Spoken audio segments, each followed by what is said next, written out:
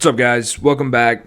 I am really excited for the 2025 NBA draft. I think this is a fun class. Obviously, everybody's talking about the three guys at the top: Cooper Flagg, Ace Bailey, Dylan Harper. If you haven't checked out my Spurs video that I dropped a few days ago on who they should take at the number 2 pick, go ahead and check that out. But today we're going to be talking about some underrated prospects in the draft, some guys that I would say are sleepers. From the big boards I'm looking at, I don't know if they're ranked quite as high as I would have them ranked. So we're going to look at Will Riley, freshman from Illinois, Labaron Philon, freshman from Alabama, and finally we're going to look at Javon Small, the senior point guard from West Virginia. So Will Riley, looking at the combine measurements, 6'8", is the height, 185 pounds, 6'8", is the wingspan. He's a freshman from Illinois, and he's actually younger than most of the freshmen that are in this NBA draft class because he did reclassify and come to Illinois a year early. He is the highest rated freshman recruit in the history of the program at Illinois. He is also the reigning 6th man of the year in the Big Ten. And to take a look at his stats, Will Riley averaged 12.6 points per game, shot 43% from the field, 32.6% from 3, 2.2 assists, 4.1 rebounds, 0.3 steals, 0.3 blocks, 1.2 turnovers. To be honest, Will Riley is not someone that I had on my radar at all going into this season, because I like to watch a lot of these guys when they're in high school, but normally pretty up to date on the senior class. But where Will Riley was a junior until after his junior season ended and he was able to reclassify up, I never watched him in high school. So I had no knowledge of this guy before he got to Illinois. Obviously, I was aware of who he was, being the highest rated recruit in the history of the program. Saw that all over Twitter. Saw he had good size and shooting ability, but really didn't know much about the guy until he got to Illinois. What I saw from him this year is really impressive shot-making ability. Now, he's still a very raw prospect. I think that he's got a lot of progress to make. But considering almost 13 points a game as a freshman on a really loaded team with a lot of other players that, on paper were supposed to be better than him, he ends up being the 6th man of the year. Really good minutes off the bench. I think that his versatility in the scoring, you're going to see a lot of clips here where he's getting to the rim, got really good touch around the basket. He's also got a nice mid-range game, and the three-point shot, it looks good. I'd say it looks smooth. The numbers, obviously, 32%, not great, but he can develop into it because you can just see the way he shoots the ball that he's comfortable with it, and I believe that the shooting will come around. And at his size, I think that a lot of people are talking about Ace Bailey, and, very well deserved. The guy's an incredible scoring talent. But to me, this guy is pretty similar in size, pretty similar in the bag that he has and the kind of shots he's able to take. Ace Bailey's got better shooting in contested situations, I would say, but the numbers are not that far off as far as the shooting percentages for these two guys.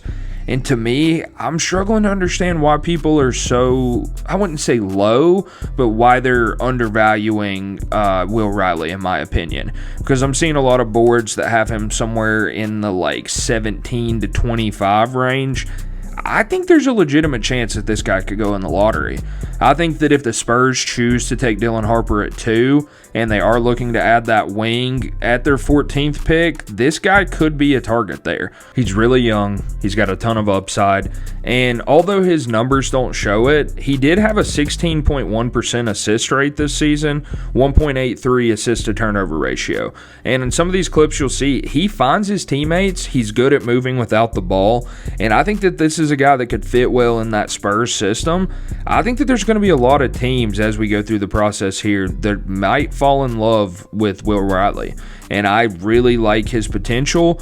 I think that he's a guy to look out for. And don't be shocked on draft night if we're at the 11th, 12th, 13th pick, somewhere in that range, and Will Riley's name is called. Because I think when we're looking at upside and potential, I think he's up there in this draft. Now, as far as polish, ready to go from the jump, I don't know if he's there yet. It might take a year or two of him getting a lot of minutes in the G League before he's fully ready to make that kind of impact on whatever team drafts him. But I think as a long-term option, especially considering he put the numbers up that he did as a 17-year-old who reclassed, I like the potential there. So I believe that whatever team gets Will Riley, it's a good gamble. I like the potential, I like the upside, and I think that this is a dude that in an ideal world could end up being a starter at some point. I think just the skills that he possesses are obviously very valuable in the NBA. His athleticism and his size are going to make him a good candidate to get a lot of minutes early in his career. And if he capitalizes on those minutes, I believe this guy could be a starter in the NBA one day. Could be wrong, but we already know from what we saw this year at Illinois that he's comfortable coming off the bench and he can find his role. He can come into a game, he can hit shots, he can cut, get open, and I love that he has that skill set. Without needing the ball in his hands, this guy can make an impact. So to me, number one sleeper, the guy that I would have ranked higher than most of the experts, is Will Riley. I think he's a lottery guy. We'll see on draft night if I'm right. But like I said, don't be shocked if this guy goes top 15. Top 10? Probably not, but we'll see. All right, next we're going to look at Labaron Philon, freshman from Alabama. Let's check out the measurement. Height is 6'2", 174 pounds, 6'6", wingspan. His numbers, he put up 10.6 points per game, shot 45% from the floor, 31.5% from three, 3.8 assists, 3.3 rebounds, 1.4 steals, 0.3 blocks, 1.7 turnovers. So, talking about Labaron Philon, where I said I didn't know much about Will Riley coming out of high school, Labaron Philon is a guy that I did know quite a bit about coming out of high school. I watched him a lot at Link Academy, and what stood out to me watching those games in high school was that he was teammates with Trey Johnson, who's obviously considered to be a top 5, top 6 prospect in this draft. Trey Johnson was a top 5 freshman coming into college at Texas last year. Everybody was talking about Trey Johnson. But when I watched those Link Academy games, especially in the Chipotle Nationals, I was like, this Labaron Philon guy, he looks better to me. Like, he had the ball in his hands quite a bit, even though we all know Trey Johnson will get his shots up. Labaron Philon was the true one on that team. He was running the offense, saw a lot of great passing potential, and this dude is so shifty. He's not Rob Dillingham. So before I say this, I just want to make that disclaimer. But I see a little bit of Rob Dillingham in there. Like, he's just shifty with the ball. He plays with so much confidence. And I think this dude has a really, really deep bag. Like, the floater game's nice. He can shoot it. Obviously, three-point percentage wasn't great, but he just shoots the ball with so much confidence. And then getting down the lane. Really good athlete. He can just torque his body in the middle of the air, get the shot off over defenders who are taller than him. 6'2", without shoes. So, somewhere around 6'4" range with shoes on. Decent size. I think he is a true point guard. I think that the passing ability, the 3.8 assists, it doesn't really fully show how good of a passer he is. I think a big part of the reason why the numbers are low on that end and on the scoring is because he was playing on a team with Mark Sears and Aiden Holloway. So you had two other guards who are older, more experienced than him. And if anybody watched the Alabama team this year, Mark Sears was throwing up 147 shots a game. So Labaron Philon didn't really have the opportunity to take those kind of shots. When I first found out who this dude was, he was a 4-star recruit coming out of high school. He was originally, I think he was committed to Auburn at some point, but when I figured out who he was committed to Kansas. And I was so excited to see him go to Kansas because I just thought he was going to be such a good player for Bill Self there. Ended up flipping to Alabama, which obviously they're a great place for guards, but I kind of hated it because seeing how much talent he had, I wanted him to be, given the opportunity to be the number one guard on a good team. Playing with Mark Sears just complicates things for a guard like Labaron Philon, who I believe needs the ball in their hands. Now, some people may see that as a red flag going into the NBA. Like, wait, this guy needs the ball in his hands and he's going to be the 20th pick or whatever. Like, is that ever going to happen? I think he's a guy that can be a spark plug off the bench. And I believe that if his passing is the way I saw it in high school, I think he's got the ability to run an offense off the bench. And so I believe Labaron Philon's a sleeper. Seen a lot of the experts have him at the end of the first round somewhere. I think there's a chance this dude goes top 20, and I think somebody may get a steal. So that's why I had to put Labaron Philon in the video. He is my number 2 sleeper in this draft. Sleeper prospect number 3. We're going to take a look at Javon Small, senior point guard from West Virginia. He measured in 6'1", 190 pounds, 6'4", 0.75 wingspan. Javon Small is, in my opinion, maybe the most underrated guy in this draft.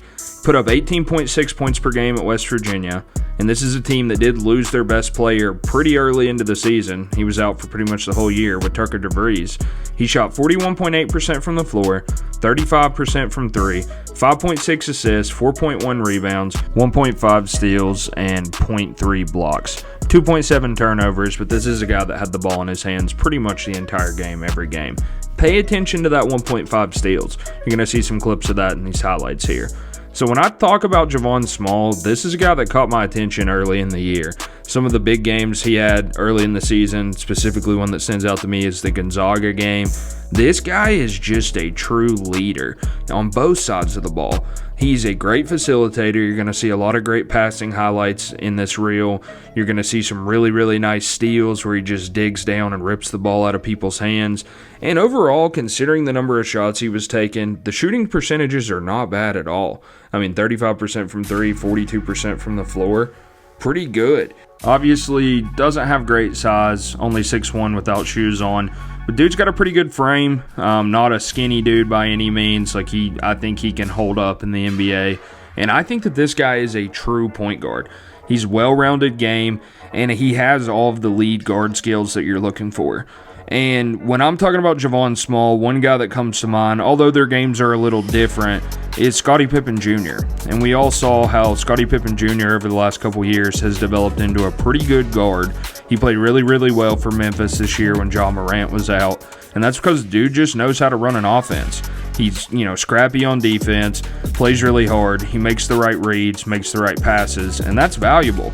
And hot take, I think Memphis's offense without Ja Morant, with Scottie Pippen in there running it, it looked a little better at times.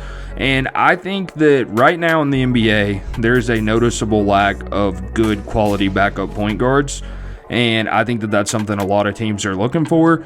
Right now, Javon Small is projected to be a second-round pick. Dude's a true point guard, and I think he's going to be able to do it in the NBA. Despite the size, I think that he has all the skills on both sides of the ball to succeed in the NBA. I'm seeing him high second round in a lot of big boards, somewhere in the 30 to 45 range. I believe that if he falls out of the first round, that's going to be a mistake by some of these NBA teams, especially the good teams who will draft at the end of the first round. A lot of those teams are in need of a solid backup point guard. You have your Bostons where you have Peyton Pritchard and, where you have Indiana with TJ McConnell. Some of these teams are set at that backup one spot. But some of these other teams, it's a major position in need, and it's not something that I think is super easy to find in free agency. That's why I think we see Tyus Jones bouncing around, and everybody's like, we want Tyus Jones on our team because he's at least a solid point guard. And I think that a lot of teams are just desperate to have someone that they can trust, because we know that a lot of these teams are built around lead guards who are the best player or one of the best players on the roster. But when those guys are out of the game, it's so important to have somebody that can come in and just not screw up. And watching Javon Small at West Virginia, I just think he's a guy that's not going to make a ton of mistakes. He's going to be reliable. Obviously, 4 years of college experience, so he's ready to go. I think that I could see him playing some as a rookie, but I see the trajectory being similar to Scottie Pippen Jr., where we look up in 2 to 3 years, it's like, wow, Javon Small, he's playing a lot of minutes for whatever team he ends up on. I hope that he ends up in a team where they can utilize his skill set. He's a great passer. He just sees the floor so well. And the scoring ability is really nice. I mean, you're going to see some of these clips. He hits some tough shots. He can get to the basket. He can finish through contact. He hits really clutch threes in moments. I wish the West Virginia team around him was a little bit better this year. I wish that DeVries didn't get hurt, because I would have loved to have seen West Virginia in the NCAA tournament. And unfortunately, that didn't happen. They did have a lot of good wins early in the season, but the Big 12's hard to win in, and they just couldn't win enough games to get the resume where they needed to get in. Some people disagreed with that decision by the committee, but whatever the case may be with what happened last season, watching Javon Small, guy gave it everything he had, every single game. I thought he was not talked about enough during his senior year in college. I believe that this is a guy that can find success in the NBA. He knows his role. He's not going to try to do too much, and I think that whatever team ends up with Javon Small, they're getting a great, great player. I think he's going to be valuable from the jump, and I think a couple years from now, he's going to have a real role on a team. Again, could be wrong. We'll see. But I think that Javon Small is the biggest sleeper in the 2025 NBA draft. If you guys haven't watched much Javon Small, check him out before the draft, because if your team is picking late first round or is going to have a pick in the top of the second, I think this is a guy you may want to take a look at, especially if you need a point guard. So that's going to be the third and final sleeper of this video. Let me know what you guys think. Do you guys feel like these guys are sleepers? Have you watched much of these guys? Do you disagree with me and think that they are valued correctly? Open to all opinions in the comments. Go ahead and drop those down below, and let me know who's your favorite sleeper in this draft. Who's the guy that you think is going to way outperform the position where they're drafted? Let me know that down below too. Thank you guys for watching. Make sure you check out all of my videos. Been dropping them every 2 or 3 days. Got more coming soon. Next video coming out is going to be who the Philadelphia 76ers should draft with the 3rd pick. So make sure you hit that subscribe button. Tune back in for that. Appreciate you guys. Have a great day.